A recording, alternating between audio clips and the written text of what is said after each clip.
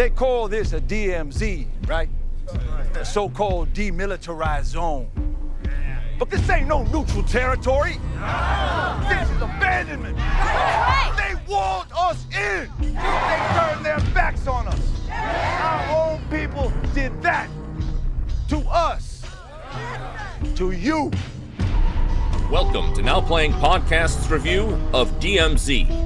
This right here, this is something special. Part of the Now Playing DC Comics movie series. That's the moment right before lightning strikes. Hosted by Arnie. When you see me on the street, you say, that's my OG. Stuart. He puts on a good show. I'll give him that. And Jacob. I know you came here for me, and thank you. This podcast contains detailed plot spoilers and harsh language. Listener discretion is advised. The grown-ups are talking. We hope you enjoy the show. Just watch your back. People won't hesitate to kill you in here for whatever you've got. Today we're discussing DMZ, starring Rosario Dawson, Hoon Lee, and Benjamin Bratt, directed by Robert Patino and Carly Ray. Welcome to Radio DMZ. I'm your DMZJ, Arnie. That's Stuart. I don't know about DMZ, but I'm down with NPP. This is Jacob. Yeah, you know me, but what I don't know is DMZ because I've never heard of this damn thing. And guess what? Now that you've watched this, you still don't know about this thing. This is part of our DC retrospective because this was a series published by their imprint Vertigo, which, you know, Swamp Thing, all the horror, introduced Sandman, really revolutionized mature comic books and just about different topics. And this was an independent series by Brian Wood and an Italian artist who I cannot pronounce. But this went for 72 issues. Like for again, Vertigo, something that's not superheroes, to be able to go that long. It was a successful series about a civil war in the U.S., a second civil war, where the ceasefire kind of happens right around Manhattan, and that is where it's focused, where it's about a photojournalist in a civil war. Maybe this sounds familiar if you've seen Civil War by A24, but that was kind of the similar premises to this, about a photojournalist who gets stuck in there and starts reporting on what Manhattan has turned into. And really, this was post 9/11, we've invaded Iraq, and it was trying to bring, like, what's going on over there? Like, we don't really understand all these little villagers. Why are they fighting? You know, when we're trying to bring them their freedom. It was really like, okay, let's do that in America and really show you, you know, make these politics personal. So just to clarify, this was an ongoing series because I just assumed this was like a limited series graphic novel, self-contained, that we were getting adapted. But this, you said it went for 70-some issues? 72 issues, yeah.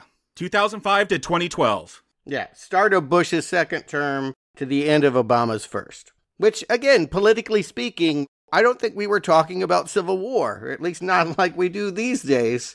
That's the interesting thing. When I read this when it was coming out in single issues, and then I bought it in nice deluxe hardcover editions, which I got to break out to reread to prepare for this miniseries to remind me of all these characters from the book that, again, we're not going to discuss at all. But what really stood out to me was the Civil War part this time, because, you know, back then, we were fighting everyone. We're number one. Like, Civil War wasn't a thing we were talking about. Now I feel like it's in the news every day. And I thought Brian Wood came up with a pretty credible way that this Civil War would happen. Like, talk about sending all of our troops overseas so the bases are kind of empty. They're not well guarded, and people decide, hey, we want our freedoms the way we want them, and just start going state by state, not very organized, and it just turns into a movement all of a sudden. And the U.S. military is caught with their pants down because they're too busy fighting those forever wars overseas. Yeah, that is so 2005, and so not this movie. And yes, if you're going to adapt DMZ this came out, 2 years ago on Max, I definitely think you need to speak more to the times, where it is actually credible that state versus state, we could have a civil war again. Yes, but not the combination of California and Texas like in that A24 film. Well, I did see that A24 film, and I did read a few issues of the comic book, and yeah, I guess I was just prepared for something different than what we're here to talk about in Ava DuVernay's miniseries, but One thing I will say about Civil War, the movie that came out this year, that is very much like the scenario of the comic book, at least the early issues. I didn't read that much of it. Jacob, you read all of it? I've read the whole thing, yeah. I mean, all the stuff we're going to be talking about with Delgado and Wilson, like, these are characters, like, it's great. Manhattan becomes its own nation with their own nuke in that series and, like, goes to war with the U.S. Mm-hmm. I mean, there is a Z character there, but the focus is on this cub reporter photographer who, again, is much more like the character of Civil War. Civil War, it made the choice to not be political. As you say, they put absurd matchups of Texas and California team-ups that no one can imagine happening in 2024, but that really wasn't the point of that movie. That movie chose not to look at politics. It just wanted to create the impression of what it would be like to travel through an America that was war-torn. Whereas this movie, I definitely feel like we're here to discuss today, is trying to talk about the two different Americas and how they might come together. I think there is more of an aspiration for politics. Was it ever political in DMZ? I hear you say they gave the reason being people were tired of us being at war with foreign countries. Was that the focus of the series? It felt like what I read, anyway, was impressionistic. Every issue, he would meet a different group on a different city block and have an adventure. Yeah, early on, that is how it is. It's just introducing all these different tribes that rise up in this abandoned Manhattan. But there is this ongoing story, and I do think it's impressionistic. Like, you'll just be told, oh, events happened, and you flash forward, and then you're trying to piece things together. But it's a lot about just war crimes, the fog of war, that no one is innocent in war. Like, it gets into, like, tricky politics about BlackRock type organizations hired by the government hiring terrorists to make sure they could secure contracts rebuilding. Like, again, very Halliburton, Iraq War II kind of stuff going on. Well, Ava DuVernay is certainly not someone that is afraid of politics. I definitely feel like if you know her work, anything from Selma to the documentary The 13th, When They See Us, the TV miniseries recently, she is always taking on, I think America's thornier issues in instituting law, civil rights particularly. Yeah, I have seen The 13th, that documentary. I mean, she also made The Wrinkle in Time, but that was kind of a fluke. Yeah, I watched half of that one time. And she's partnered with Spike Lee's longtime cinematographer, Ernest Dickerson. They are the directors of this. They are credited as the producers. The writer, I don't really know, but I guess he comes from Sons of Anarchy, sort of a biker gang show. I guess that makes sense. And Westworld as well. Yeah, it blew me away to discover that this thing existed. You could probably tell I'm a big fan of the source material. Like, I've interviewed Brian Wood, the writer. I have original art from pages of these comics that I have purchased. That's how much I enjoy this. I discovered, like, flipping through Max in December of 23 that this existed, and, like, texted my friend who loves the series too. I'm like, did you know DMZ existed? Like, it's an HBO Max series, apparently. He's like, I've never heard of it. I'm like, neither have I. I'm like, that's not good. If we're super fans, I've never heard of this. I'm worried.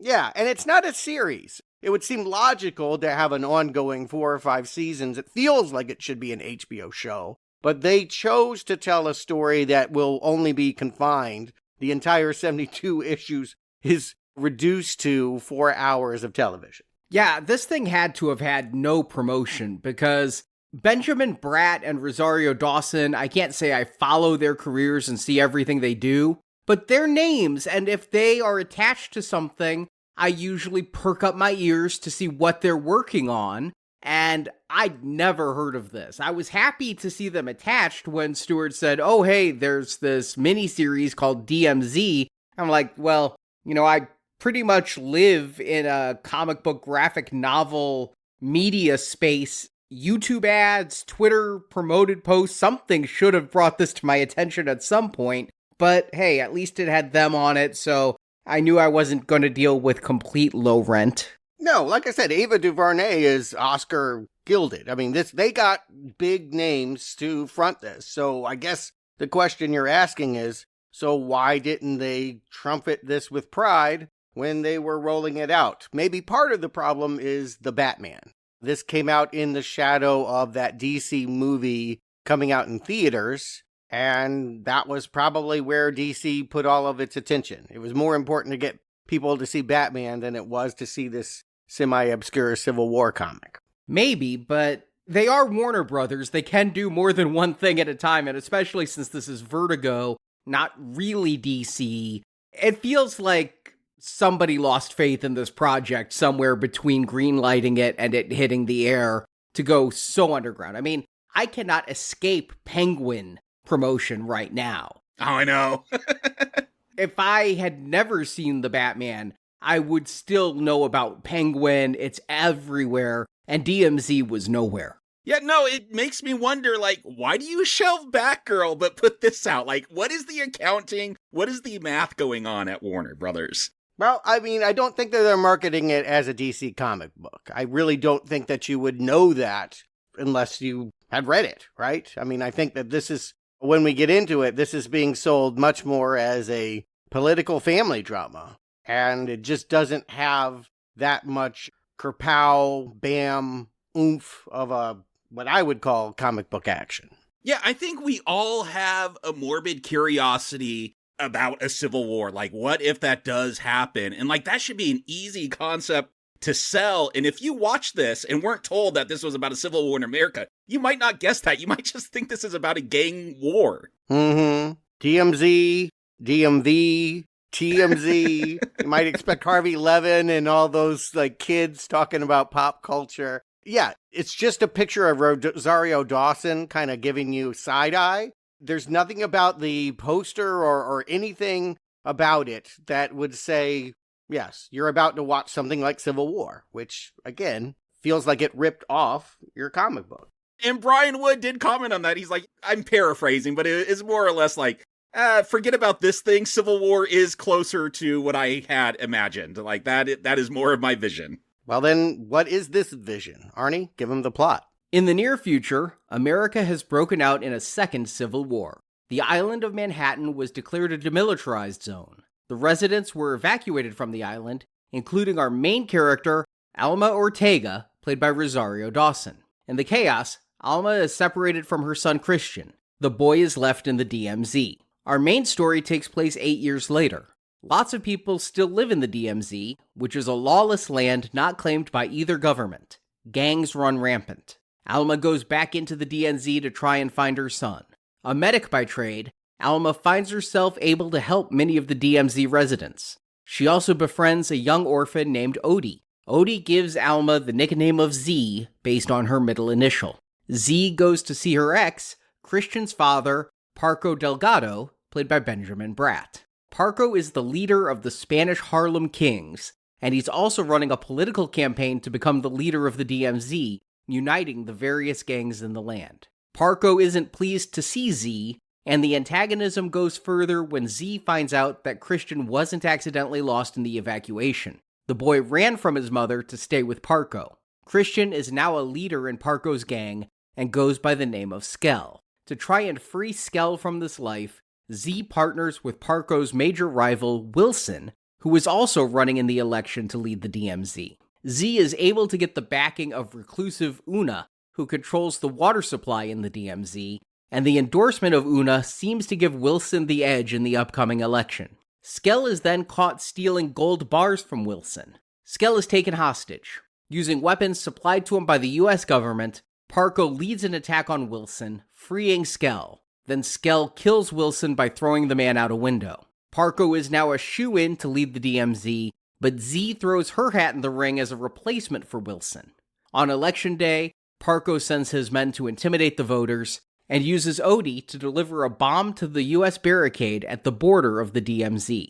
Skell finds out the boy is to be used as a suicide bomber, so he rebels against his father and saves the young child. Skell and Parco get in a fistfight, and Skell wins. Skell and Z banish Parco from the DMZ, making him go to his USA allies. Then Z arranges with US agents for Skell to also be let out of the DMZ. Skell agrees to leave, only to find out Z has decided to stay in the DMZ. She has won the election, and she believes she can help the residents of the DMZ as it becomes its own sovereign state, and credits roll.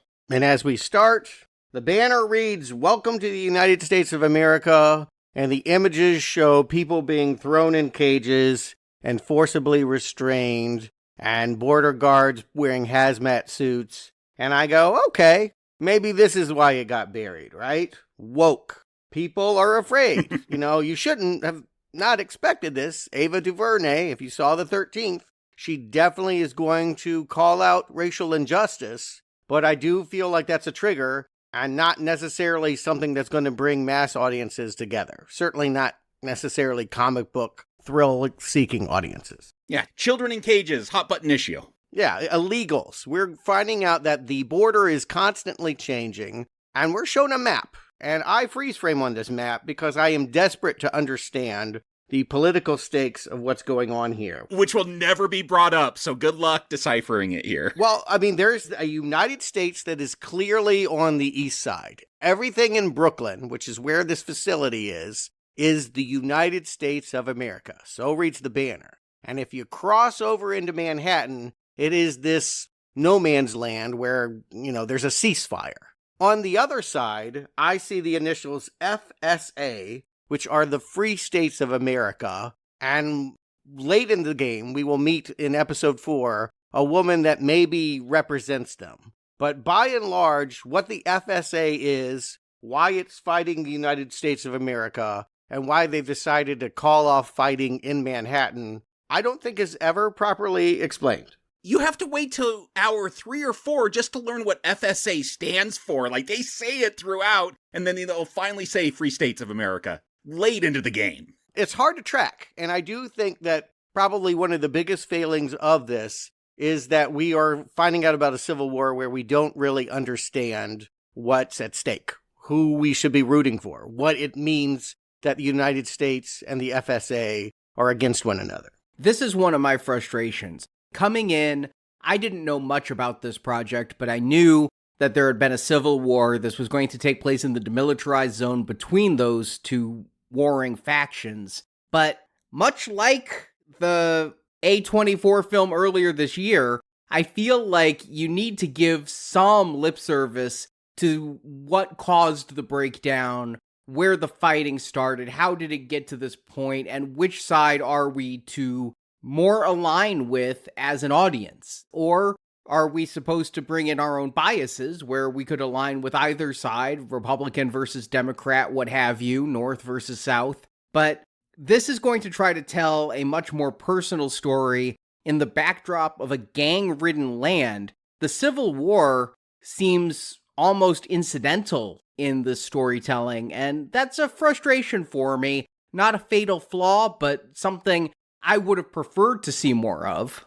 I'm sorry, I will never get over Parko and his people just always hanging out on the street like they're having barbecue on Sunday, blasting the radio. Yeah, you got to get me to buy in, like, do a little world building, get me to buy into the concept to be excited about, even if it doesn't pay off. That's why A24 Civil War was so successful. They got me excited about that world. I had to see how it went down, and I went to that movie. This, it does none of that, titillating world building. Again, we want to see this. We want to explore it, so give us a little. I know, I'm really biting my tongue because I don't want to review the A24 Civil War here, but there's just so many comparisons that can be made. And I had some of the same letdown with both of them. I think the most exciting thing in that A24 trailer is we're Americans. What kind? That never really goes anywhere. Well, yes, I'm agreeing with you that it's frustrating not to know what is politically at stake, because this is the project that really makes that central. It's really important that we take a side, right? Because symbolized in the Civil War, Ava DuVernay has made the choice that I'm going to tell a civil war through a family. What happened to a mother, a husband, and a son is what's happened to this America. So by knowing them, we know what happens to us. That is the conceit that could work, except if we never understand the political positions of said characters or the factions that they represent, then it just ends up being soap opera. Then it just feels like a family squabble and not a civil war.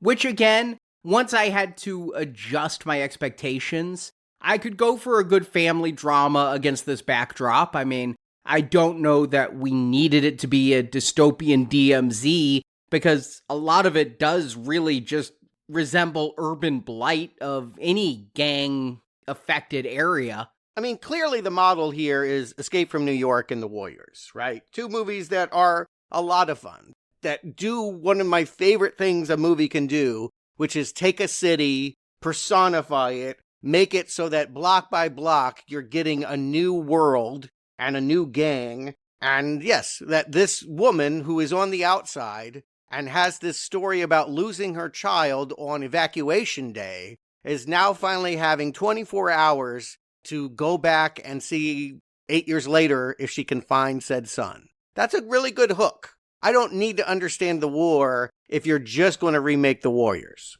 Yeah, I was definitely thinking Warriors with the radio DJ we're going to get later on in this film. But yeah, I think the influences are pretty obvious. And being a fan of the source material, I watched the trailer before I put this on. I adjusted my expectations. And I agree, like, okay, it's going to be smaller, you're going to go in, it's going to be about looking for your son, but then you, like, expand and I guess they'll try to say she discovers a bigger world in the DMZ, but we'll talk about how successful they are at that image, but I don't think this is a bad entry into getting into the story. If you're going to drop all the journalism stuff and, like, try to really streamline this story, Z is a character in the comic. Again, they totally changed her. She doesn't have a kid. She's like in her 20s, whatever. But this is a good entry point for something that's lightly based on a comic I like. Yeah, I mean, it's a mission kind of movie, kind of Apocalypse Now. In the same way that Sheen had to find Colonel Kurtz, this woman has to go into the middle of a war zone and find someone that's really important to her and see if they can be saved.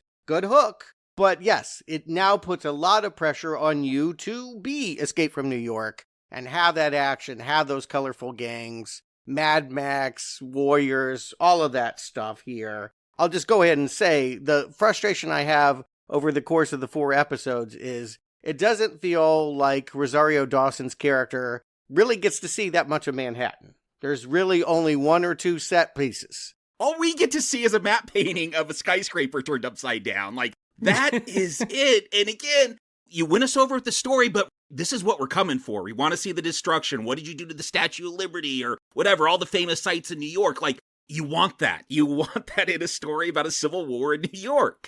And we get a matte painting. Well, I'm not going to knock the matte painting. It's a fine matte painting, but it's only one. Yes. But my problem is, again, when I realize as time goes on in the 4 hours, that basically she's going to spend most of the time hanging out at a health clinic in Tompkins Square. And that just isn't the Warriors, right? Like, the whole point is you're on an odyssey. You're going neighborhood to neighborhood. You never double back. You're always rediscovering what the city has become and all the different freaks and their politics. That seems like a thing that you don't abandon. If the one concept you can give a lot up, you don't have to have the photojournalist idea from the comic book, but you need to have Manhattan be a character. Early on in that comic, you go to Central Park, and it's a great storyline about how all the trees have been chopped down because people were freezing and needed the fuel. And these, like, extreme environmentalists basically, like, took it over and have been reseeding it to rebuild it. And it's like this side story that just comes up every once in a while. And, like,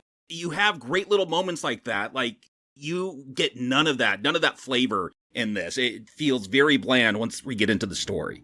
Yeah, I mean, I don't think this looks bad, but it was not trying to be a road story, though. This is going to be more about gang warfare than it is going to be about going through different gangs like the Warriors or Escape from New York. Here, this is going to become very political. I've never read the comic, so I had no expectations going in on this as to what this might be, but I'm adapting pretty quickly as we get to this first episode that this is going to be focused very much on Rosario Dawson and her son. Just to put a fine point on this, in case people have forgot, The Warriors is the story of all the gangs of New York City descending into one park and having a messianic leader tell them we can unite and fight the cops, and then he's assassinated. Yeah, there's a scene just like that in this. Oh yeah, I mean, Benjamin Bratt is more or less going to give the same turf speech, but I cannot dig it, because it will not go there. This is not the story of multifaceted, multidimensional Manhattan. And I think it has to be interesting. This whole thing about Rosario trying to find her kid gets resolved pretty quickly. She goes to this clinic. She makes friends with Meryl Streep's daughter and helps her out, and eventually just gets wind of the fact that her son is a graffiti artist that kills people and writes their name on a wall. Yeah, a lot is glossed over that could be more fleshed out regarding Z getting into the DMZ and how she meets up with these medics and everything else. And yeah, there's this clinic manager, Rose, who's going to take her around the DMZ. But by the same token, to preview my thoughts, this is far too long at 4 hours for the story they're trying to tell. For trying to find your son? 2 hours, come on. Each of these episodes is almost exactly an hour. So, unlike the Disney Plus shows where they come in 30 minutes, 40 minutes, no, this is a full 4 hours of programming and does not need to be for the story they're going to be telling. And so, yeah, I think they spend their time in the wrong places on this because, yeah, I have a lot of questions that wouldn't take a lot of money to address. You know, I don't need them to have more sets and more locations in order to just provide a little bit more mortar to the structure that we're looking at. All right, so this first episode, she goes to the health clinic and starts to find her purpose. Given that she has medical training, she, of course, is going to find her way there, help take out bullets out of people. She also is going to run into an orderly that she used to work with, who now is running Chinatown and happens to be he's campaigning to be the next governor of the DMZ. This is Wilson.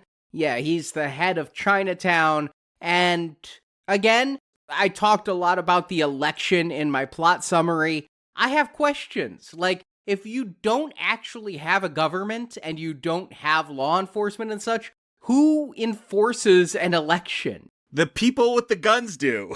So that's not really an election, that's a revolution. I mean, you think about when we brought voting to, Afghanistan and Iraq and the purple fingers and all of that, like, there were soldiers standing around those ballot booths, and I think that's what the comic went for. This is such a copy of a copy of a copy of the source material. I think that's what they're going for. I think they're going for the idea that there are two different Americas, and they're not doing a particularly sharp job of satirizing either one. Maybe they don't want to offend people any more than they already might be. You tell me, is this a blue state or a red state? I can't tell what Chinatown represents. What I hear is this guy is against having rule, that he feels like people can rule themselves. So I guess he's small government. I guess he's a Republican. I guess that's what they're saying, maybe? Libertarian. Just the small tribes all running themselves. I really tried to make sense of the politics that are going on here, and we're in an election period as I'm watching this, as we're recording this, and I am trying to figure out what are the subtle differences between these two politicians, but it seems like there's not subtle differences, there's vastly different entire ideas of what government should be between these two, but they're literally given one debate with about 5 minutes per candidate to say their piece on this, and it's not enough for me to say one is better than the other. Honestly, I kind of thought Benjamin Bratt was going to be the good guy because he's Z's ex and the father of her child. Even during the campaign speech, I mean, both of these guys are gang leaders. Both of these guys are criminals, but I knew one was going to eventually be the nemesis. And I thought early on that could be Wilson, but it turned out, no, it's going to be Parko. Yeah, they tease a long time. We've seen Benjamin Bratt early into the first episode, but it will take Z all of episode 1 before she realizes that the person that Wilson is running against is her ex. And that means that her son is his henchman that's going around stealing gold from Wilson and killing people. And so the mystery is over. Again, I want to underline the fact that you told me that this was about the search for a missing son, and after hour 1, we know where the son is, and he's not that hard to find. Yeah, but doesn't this feel like such a dangerous situation with all these tricky politics, like when Z decides to turn around and go back into the DMZ at the end of hour 1, aren't you just on the edge of how is she going to survive all this? Like, how is she going to navigate this to save her son? Because I never did. I'm like, okay. I expected that to be the ending. it doesn't seem that hard to get out of there. One thing I keep hearing is some people have chosen to stay in the DMZ and some people are trapped there. But honestly, if you can find your way to the subway, I don't know how it's that hard to get out. And my knowledge of DMZs isn't the greatest, but what I normally see depicted in film for a DMZ is that it's a wasteland, that nobody is there because it is guarded on both sides, and if you get in the middle, that can cause a war. The whole thing about a DMZ is it's a land where there's not supposed to be any combat, there's not supposed to be any armament. Sometimes they can have landmines in them and things. So to see such a thriving populace in a demilitarized zone was a shock for me. I'd just never seen it depicted this way, and it didn't seem like a great military border to have so many people in between. And this is my problem, like, with just too much sunlight in this miniseries. It never feels dark and scary. In that comic, Manhattan, like, you were always, if you're going outside, you're ducking and covering because there's just snipers and gangs roving around. Like, it was dangerous. And like this, Z's just gonna wander around in between gangs, and I never fear for her life. I don't fear for anyone. Yeah, they're not doing anything. Again, we have one scene where everyone goes to Central Park and we see all these gangs lining up behind Benjamin Bratt. But honestly, yeah, it doesn't feel like the Warriors, where every neighborhood, there's a new threat. No, we're going to see there's a lot of gangs in the city. They're going to get name checked. But really, it's only two gangs that matter. The Spanish Harlem Kings and then Wilson's gang in Chinatown.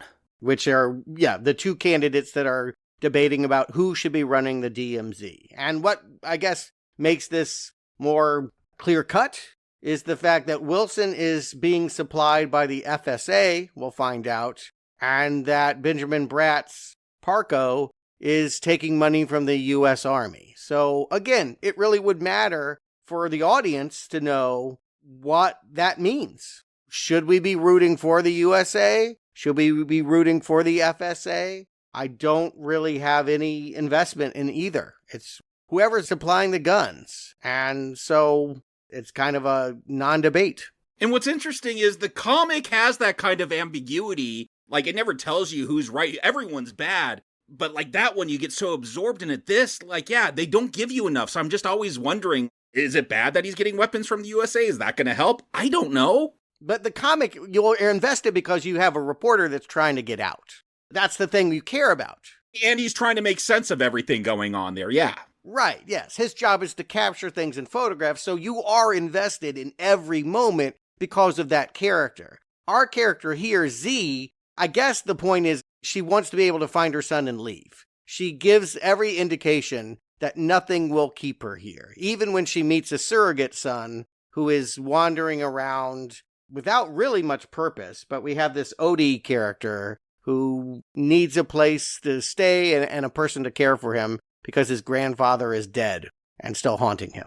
Yeah, cut this whole subplot, get rid of it. There's a half hour where you could excise from this miniseries. Yeah, it was quite obvious that that ghost of a grandfather was not an actual person there, despite how they try to trick us initially that it might be a real person.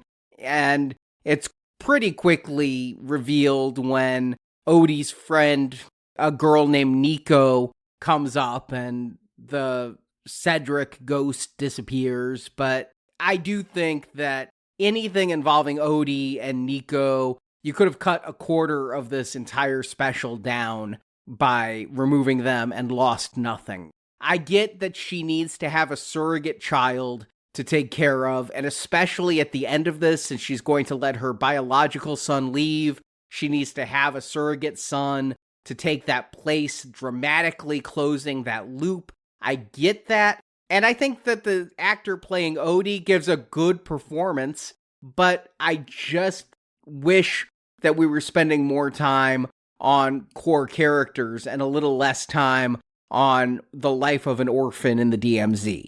It's all about how you play it, right? I mean, if these were exciting scenes, but like they play around in an office space and find some stuff to barter with, and later they meet a homeless guy that shows them like famous paintings that he keeps in his tent because he used to work for the museum and now they're out here in the open. They seem so scattered and unimportant that, yes, you really wonder why we're spending time on this when, there's a civil war going on. But problems are bigger than that. I agree, we need Alma to love the DMZ. This is the story of someone that came here only to get her son and get out, and ends up falling in love with the people here. And that is not the story that ends up getting sold. That is not what I see as we get into the next episodes. Her ride gets shot. It should be said the episode 1 ends with the person that got her in there being executed by the U.S. government. So she's now kind of trapped, but she doesn't really seem that concerned about it. And it isn't long before she's buddying up with other real powerful people like Una. No, I wish that they'd sold more that she had the 24 hours because, when her guide is killed, I don't really feel like there's any risk there. Again, what I think one thing they do that might be a mistake is the way they decide to conclude episode 1 with her finding the graffiti and then her adult son seeing that she spray painted over it. I feel like the entire arc between Z and Skell is poorly paced and not well developed in a way that would interest me. Because, again, I have zero expectations when I turn on this miniseries. And episode 1, you've pulled me in. I want to know what's going to go on between Alma, or as we're calling her Z, and her son. We see the flashback to when they got separated. What has happened to the son? What is going on with him? And how are they going to reunite? And they really settle that actually pretty easy in the second episode. And then it becomes just a familial drama instead of a search. And I liked it more as a search. Yeah, you've got to have tension. You've got to have her, yes, it's got to be something that matters. Basically, let's get to it. Episode 2, she finds her son and he's like, I don't like you. And I don't go by Christian anymore. And stay out of my way. Door slam. Roll credits. Yeah, all right, I guess I should go. And on top of all of that, she didn't lose him in the crowd. He ran away. He's like, I never wanted to be with you. Even when I was a young boy named Christian, I didn't want to be with you. And just since we're talking about backstory, we'll go ahead and just fill in the complete picture. Who he was running towards was his father, Parco, who is the person that he is still working for and sort of blindly idolizes. We see that he does his dirty work. If Parco needs his political enemy to be attacked, he'll make that assassination. He'll rough up a gang leader who says he doesn't want to vote for Parco. He'll steal gold for Parco. He does everything for his father now and believes that his mother hurt her father by sending him to jail. And so again, the Civil War, the FSA versus the U.S. is supposed to, in some ways, represent this. The family drama is supposed to inform the larger fight. I don't really like these performances. I think I heard you give some compliments to these actors. I don't think there's a single interesting performance in this. Maybe Benjamin Bratt is a little bit fun, but I don't like these characters. That was my note. I'm not going to come in here laughing at Benjamin Bratt. I guess he gives a fine performance as this gang member warlord, but there's nothing interesting about it. Nothing interesting with what Rosario Dawson does. I think that the actors here are fine. They are effectively selling the drama. I feel the problem is with the writing. I feel like their characters are underwritten and their plots are melodramatic. I actually really like the stuff Benjamin Bratt does, and I often look at him as second-rate Harry Hamlin, because I discovered him way back in the Law and Order days on NBC, and so I think of him as kind of just a TV actor. And when I think of the movies he's been in, a minor role in Doctor Strange, we made great fun of him in Catwoman, but I think here he plays this gang leader really well. He's my favorite character in this whole thing. I'm actually rooting for Parco more than I'm rooting for Z or anybody else, and I think that's because Benjamin Bratt's giving it his all. And maybe he's a little bit more fun. I mean, again, what these directors seem to be allergic to is the idea of campiness. They're so self-serious about healing America's divide that they don't want to have any fun with the animosity. There's no good action here. There's no good fights. Yeah, I mean, maybe Benjamin Bratt does deserve at least an Emmy nomination for being able to say the 2 4s with a straight face. Yeah, like, to me, that's campy, but they're going to play these names seriously. Again, it's like playing the Warriors without the jokes. Can you dig it? No. I want to laugh. Part of the fun of that movie is the outrageousness of it. And everything here is just, it's flat. It's really uninteresting, melodramatic. As you say, it's just like she goes to see Parko and they just bitch about old times. And his new lady is like, gets in a cat fight. These are things I would expect to see on Days of Our Lives, not in a civil war. Which makes the setting for this very curious to me, because obviously the ambitions here are to tell a family drama, and so to have this huge socio-political backdrop to it feels wasted and unnecessary. This could just be taking place in Los Angeles. It doesn't need to be taking place in a civil war. Just parents who separated and their son became a gang member, yeah. So I guess we'll skim over the other characters. It's even worse for the supporting characters, but we do spend some time with Skell. After the son rejects Mama, he goes to a nightclub and starts having a romance with some singer that ends up being Wilson's kind of niece. Again, the straining that they're doing, that everyone knows each other, that this is a family fight, a family feud, feels ridiculous, frankly.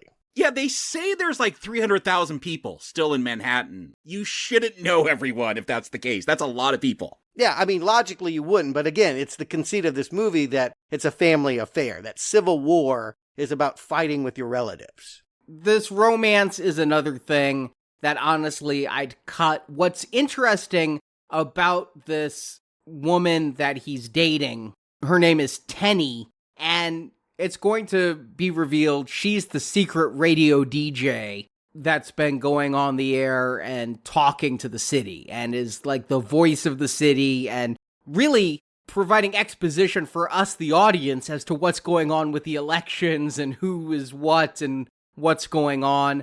And I find that character interesting, but Tenny and her relationship with Skell never really goes anywhere. It doesn't become a situation where he has to choose between staying with his woman or leaving with his mother.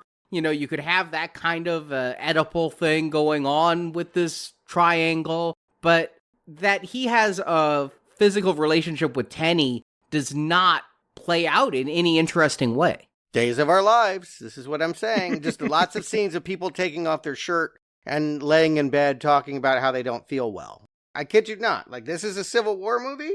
This is what you conceived when you thought about America ripping itself apart? When you meet Una, who controls all the clean water in New York, I'm thinking of Mad Max, you know, controlling the water and all that. No, it's just, they're just wearing dresses like maybe they're from Amazon Island, from Wonder Woman a little bit, maybe, if you squint.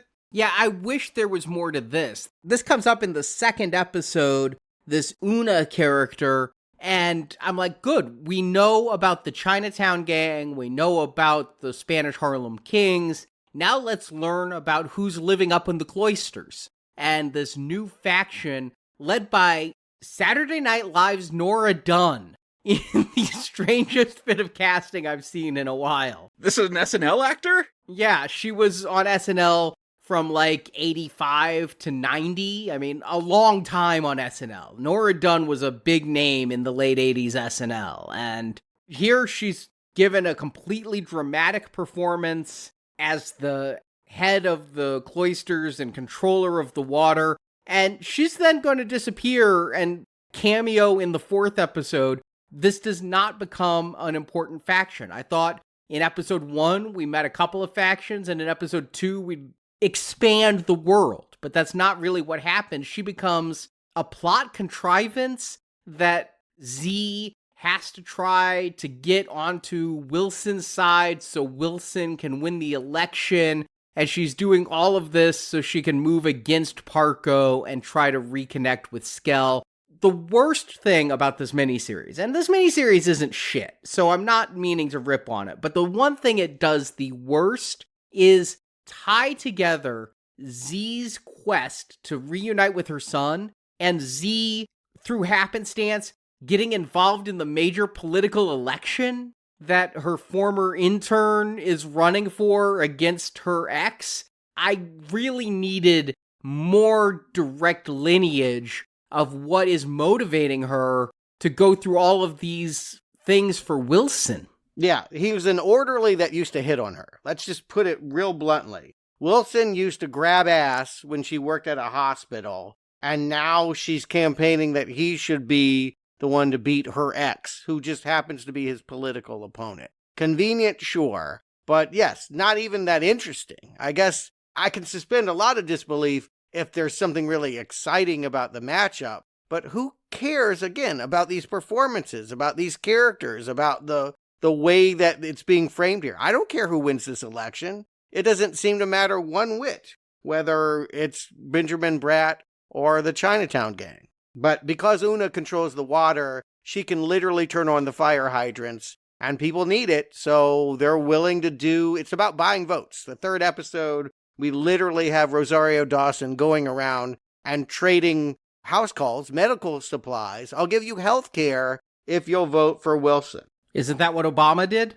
That's what every candidate does. That's how you get elected, by promising stuff. Either to corporations or to poor people or to whoever. Yeah, it's more than promising. Like, she's literally being like, do you want a Band-Aid? Then you have to vote my way. I mean, this is a little bit more skeevy. That's probably the least skeevy thing going on in the DMZ. Yeah, well, eventually we're going to find out. She's just going to stumble on the fact that, again, that the United States is supplying Parko with guns. They want him to win? Why, though? Like, I never understand. Again, this is a development that comes very late into this. They have to get these guns going right away. The soldiers are ready to go, and I don't know why. I don't know why I'm being told this in the third hour of a 4-hour miniseries.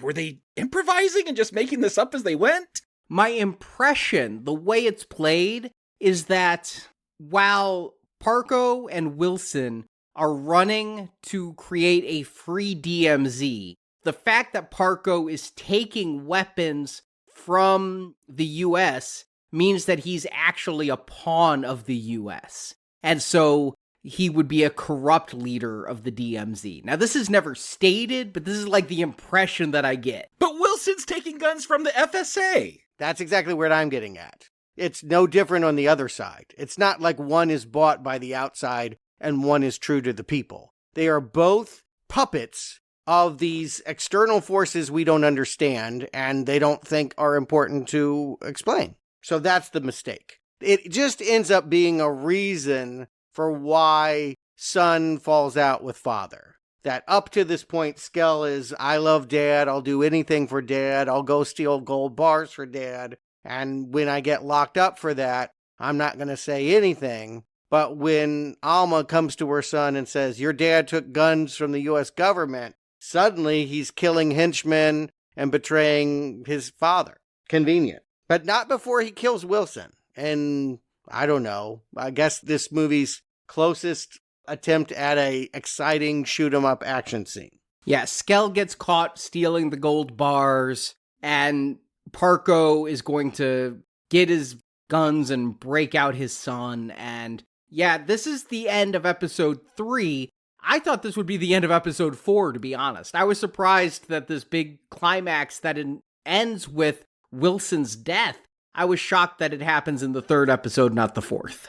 I mean, they need something to energize. And yes, what will happen to the election if there's only one candidate alive? I mean, Z was already in the race, so it doesn't really feel like a big deal that she's suddenly the name on the other ticket. That's what Una had already done an episode ago. I mean, they really did predict this whole Harris taking over for Biden thing, I guess, with Z stepping in for a dead Wilson. Yeah, you say that, but I mean, again, that should be really important. Like, this movie should feel really timely in the way that it's wondering, what can a brown woman bring to a torn, divided country? These are questions we're asking. We want to know why Rosario Dawson has a magical ability here. And the problem is, all their political speeches feel like, you know, when you're in junior high and someone's running for student body president, they're like, we're going to have pizza every day for lunch. And okay, we'll vote for him then. Like, that's how these speeches feel throughout this series. Yeah, I don't really know what's at stake. I just know that Skell is getting more and more disillusioned, particularly since there's a new kid on the block named Babyface that's getting hand tattoos like he used to get, and Dad seems to be getting a new favorite. So maybe it's jealousy, maybe it's the U.S. government and the guns, maybe it's just that this guy is a brat. I don't know. I really don't like Skell, but I think it's supposed to be heroic that he ends up siding with Mom and trying to help her when it looks like they're going to take that orphan kid and turn him into a suicide bomber. But where is Skell's redemption arc? Because Skell turns totally to the dark side when he is rescued from Wilson, and this seems to be, if you're not going to make it the mother is seeking the son, then it needs to be a better defined battle for the soul of the son between evil gangland father and kind healer mother. And Skell is going to completely go onto his father's side and throw Wilson out the window, and there's no real redemption for that. There's no moment where Skell has to sacrifice anything to atone for this act of murder. He kills the henchman Caesar, and he stops the little orphan kid from walking down a tunnel and blowing himself up and killing some FSA people. Yeah, he does good things, but he never atones. There's no punishment for this act of murder that he commits. I believe that the rescue of a child, the saving of a child, is meant to fill in for the loss of Wilson, who, frankly, I didn't care about. I agree with you, Stuart, and I get, Arnie, that it's not satisfying. You're right. I don't like any of these people. I don't care what they do. It didn't anger me that he killed Wilson. I just never liked this guy. I mean, he's got a lot to atone for. He's got a whole wall full of names of people that he's killed. Does he feel bad about that? Are we to feel bad about that?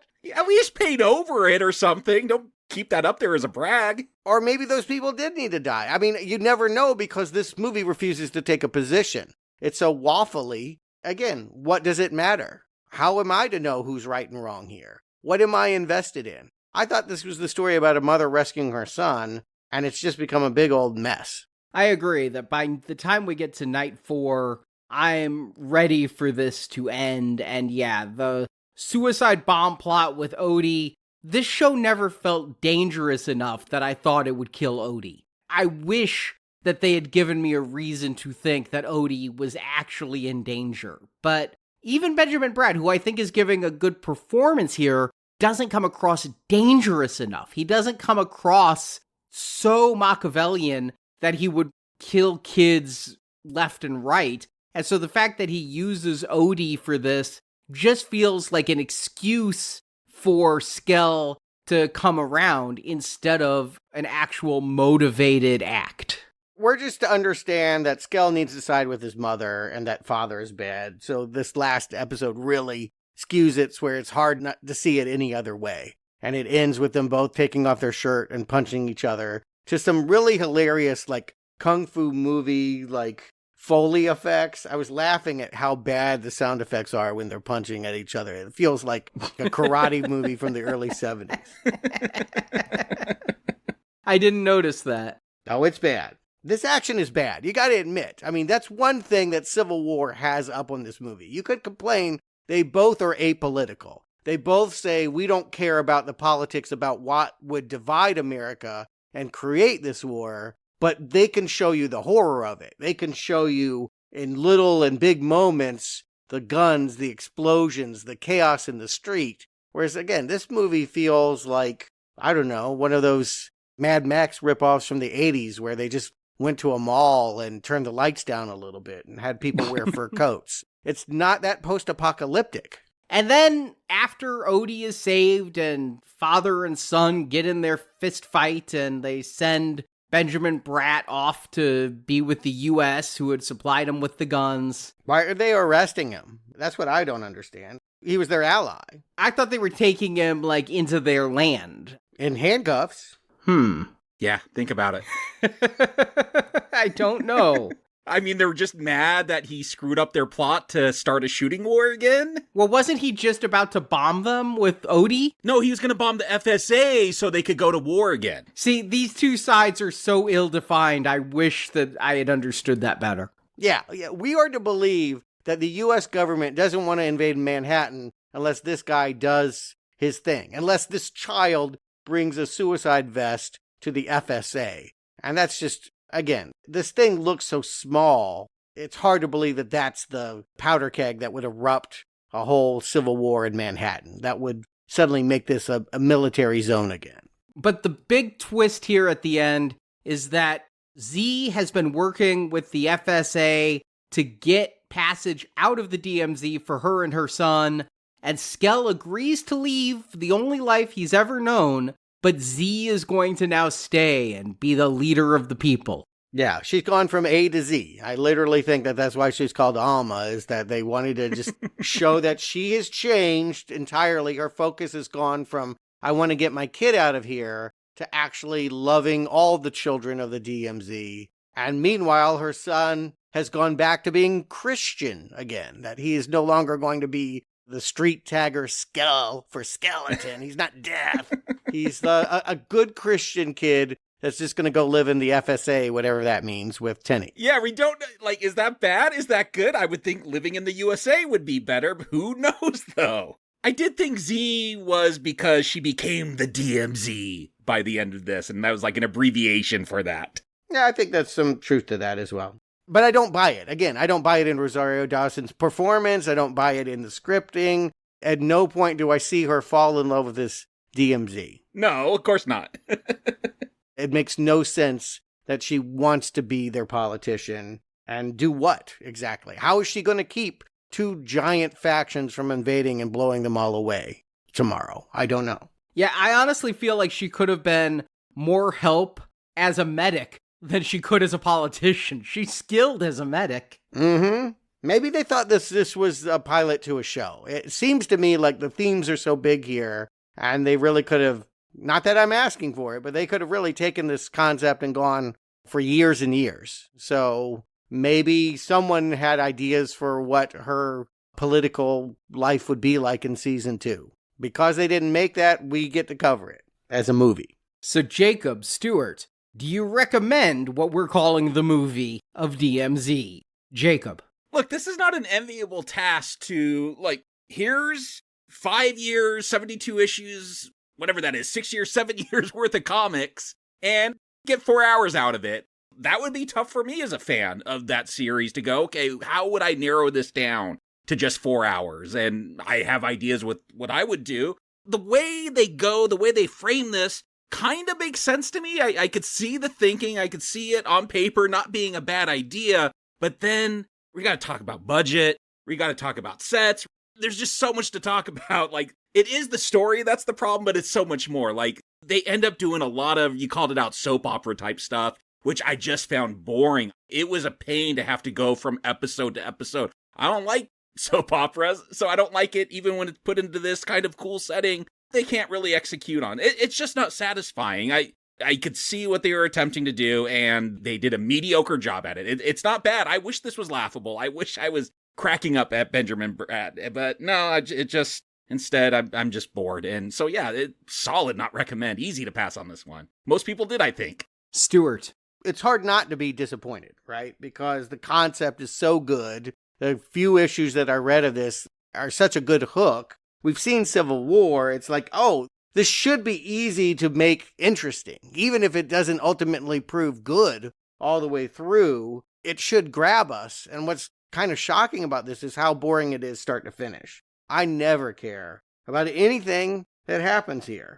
I came for a big stirring war movie, and I got a daytime soap opera in which we're told again and again, the only thing that we should think important is this glowering graffiti artist. And I never care about Skell. I don't care if he gets out. I don't care who he's killed. I don't care about the gold bars. I don't care about this cast, frankly. I think Ava DuVernay, again, she wanted to symbolize the Civil War. She wanted to personify it by making it a family dispute.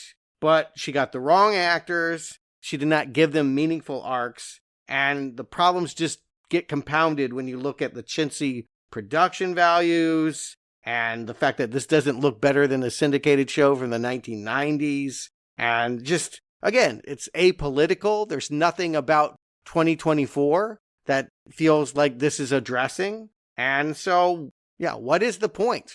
we're constantly asked to care about Skell getting out of this DMZ, but the only person I care about escaping is me.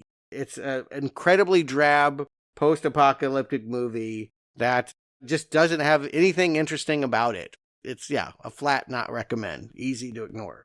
You know, I think about a DMZ, a land between two warring factions where combat is forbidden. And then I think about this show, and I'm caught between the line of recommend and not recommend, where I'm really not strongly moved in either direction.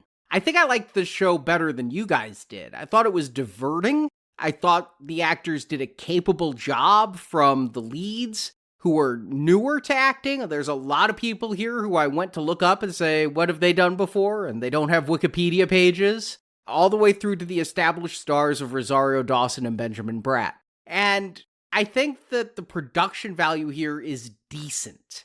There's not a lot of scope, but what they did well enough that I never felt I was in a backlot or on a cheap set. I always feel like they sold me that this was a gang-ridden war zone. You felt like you were in New York? No, a gang-ridden war zone, Stuart. Okay. All right. Just clarifying. In another state or in a parking lot somewhere, but not New York. Yeah. But the problem is I didn't connect with any character. The story of a mother searching out her son was one I liked in the beginning, but once they found each other and it became her trying to win him over, I was less enamored. And I also felt cold between the little romance between Odie and Nico and the romance between Skell and his girlfriend. And outside of the personal stories, what pulled me into the show was the discussion of the DMZ becoming its own nation and having an election and standing up to two warring factions who abandoned it. But that macro story isn't really told here. I like what world building they did, but they just didn't do much. I liked the election plot best of anything going on. But Jacob, you talked about how when we establish governments, there are soldiers with guns to enforce that election, but here in the DMZ, I see nothing like that. The only people with guns are gang members, and so I needed more world building to help me care about this election. And much like this year's Alex Garland movie, Civil War, the Civil War here is left completely unexplored. And I get it. In both cases, Civil War and DMZ, the intent is to tell a personal story against the backdrop of an American Civil War. But are you telling me absolutely none of the reasons for the Civil War, no ideological differences, have seeped their way into the DMZ? There aren't some people in the DMZ who want to join one side or the other and are just trapped there? I mean, you could take a story like Gorky Park or even the recent Tetris movie, which takes place against the backdrop of real-world political events, and trust the viewer to know about those events, or if they don't, to go learn about them. But when you're inventing a dystopia whole cloth, you need to do a better job fleshing out that world. So DMZ passed the time, but it never really interested me. By the end of episode 3, when Wilson died, I was pretty much ready for the series to be over. If I wasn't watching this for Now Playing, I wouldn't have made it to the end. It's a not recommend. Yeah, easy, right? I mean, there's just nothing. And again, that's inscrutable given how meaty the concept is, how relevant this material should be. Again, as you've already pointed out, the parallels to election and what we're going through, this should be the most important movie of the last 5 years, and I won't remember it next week. I'm not going to wait till next week to forget it. It had such ripe opportunity, and that's without even knowing the source material. The source material you talk about, Jacob, sounds really good, and I would have liked to have seen that movie. Strong recommend. Go read it. But, hey, we're not done with DC Comics. I mean, we're reviewing this because next week we're reviewing a real DC movie, Joker, Folie à Deux. What does that mean? A second folly? Is that what that means? What it means is madness shared by two. Okay, which no one outside of Paris knows. I really think that this is a terrible, terrible title. Didn't you watch the Olympics? Did you pick up no French over that 2 weeks in August? I did not. But I did like Joker, and we'll see. It's interesting to think about that storyline continuing, but we'll see how it goes next week. And in the meantime, hopefully you've been joining us on our Friday Gold Donation Series. We have reviewed 2 classic sci-fi films, one from the 50s, one from the 70s, both tellings of Invasion of the Body Snatchers. And now this Friday, we get to our 3rd telling of that same story, coming out in the 90s. It's too cool, though. It's just called Body Snatchers. Yeah, Abel Ferrara, who is a very 90s filmmaker. He made a lot of indies about being strung out on heroin or police brutality. Ugly movies about New York, is going to do one of his few horror genre efforts. And how does it go? Well, it was an indie movie. It was not a big hit. But some people will tell you it is an undiscovered classic. We will find out this Friday. Yeah, it's got quite a cast with Gabrielle Anwar, Forrest Whitaker, and Meg Tilly. So there are some names here, even if it's a movie I've seen the cover of, but I haven't seen the film. I'm looking forward to it, though.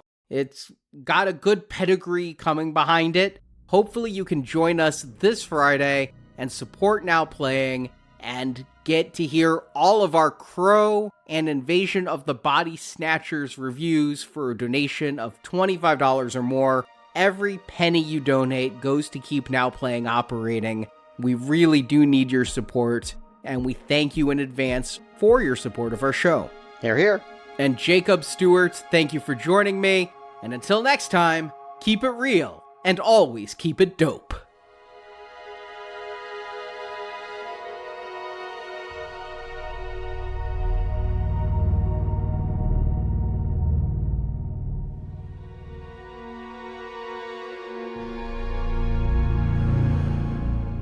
Stupid on you, lady. Now you're dead.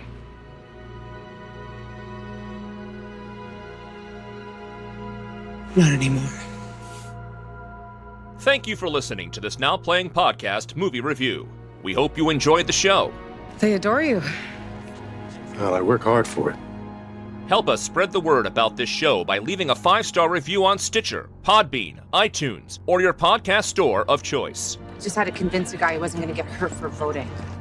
Want more reviews like this one? In the archives section of NowPlayingPodcast.com, you'll find more than 1,000 in-depth movie reviews from our panel of hosts. In all the world, the sun shines a little brighter here.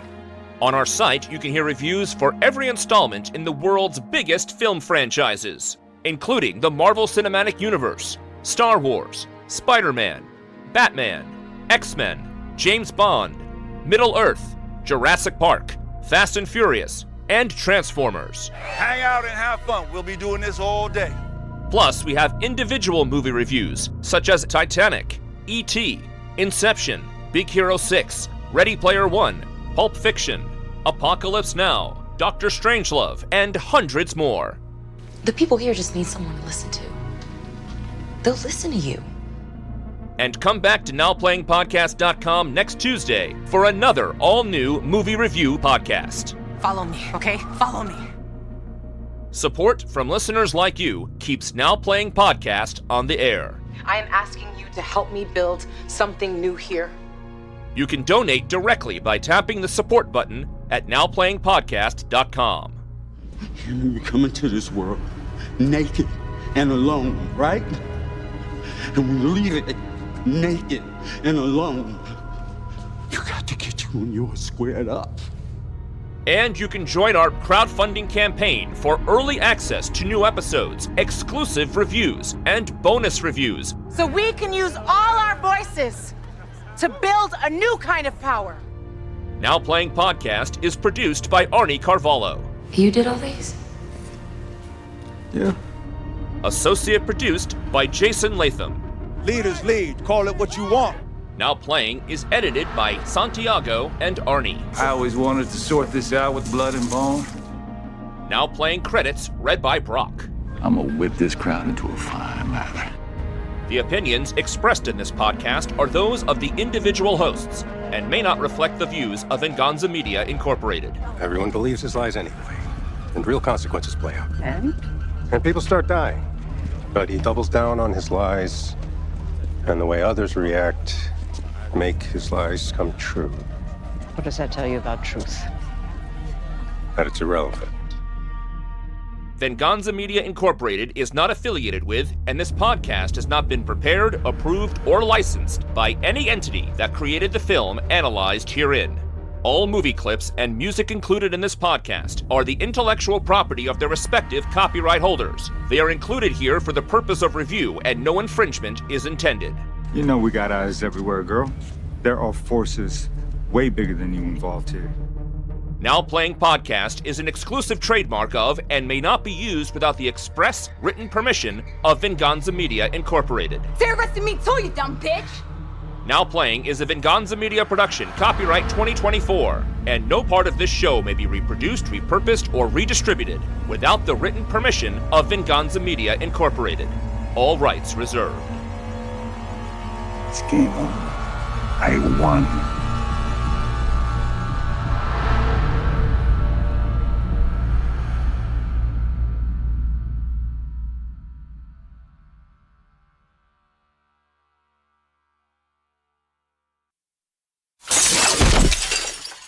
We gotta talk about budget. We gotta talk about sex. We gotta talk about sets. Well, you can talk about sex, too. Yeah. Some bad sex in here. I wish there's sex going on. Something. Oh, there was. Yeah, true. A lot of lounging in beds. With all those spray cans. Mm-hmm. But we gotta talk about sets. There's just so much to talk about.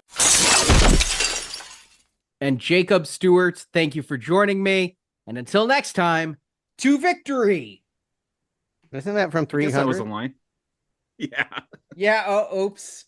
Did you use your 300 line? Yeah. I'm like, why are you using that here? I mean, you could have said it was from this. I wouldn't remember. Yeah, right? Who remembers a line from this?